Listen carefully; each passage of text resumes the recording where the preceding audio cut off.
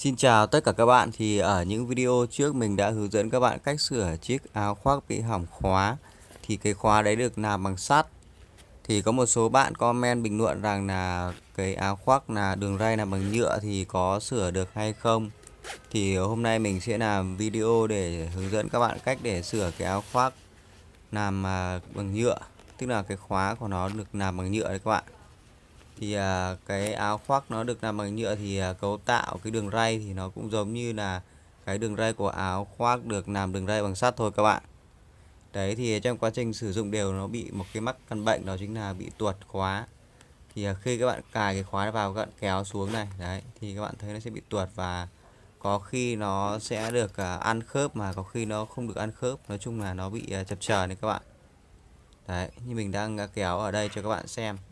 Thì cái nguyên nhân bị tuột khóa áo như thế này thì nó cũng khá là phổ biến và nó cũng hay thường xuyên xảy ra.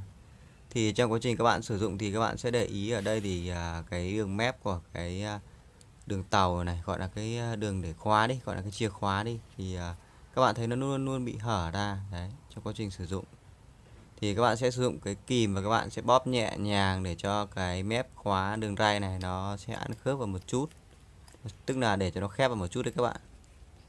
Đấy, các bạn nhớ là các bạn bóp hai bên và các bạn bóp nó nhẹ nhàng thôi.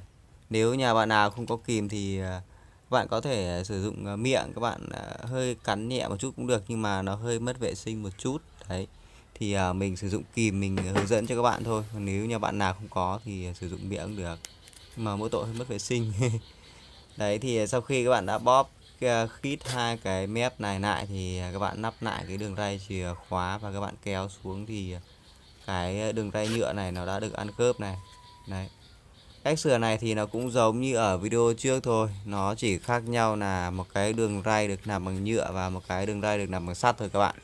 Nguyên lý và cách hoạt động của các loại khóa như thế này thì nó đều giống nhau đấy các bạn, không khác nhau một chút nào cả. Đấy, bây giờ mình sẽ nắp lại và mình kéo lại cho các bạn xem. Lúc trước mình nắp nó hơi bị sai lệch một chút và mình kéo nó hơi bị tuột, nhưng mà nó vẫn ăn khớp được. Đấy, bây giờ mình sẽ nắp lại và mình kéo lại cho các bạn xem.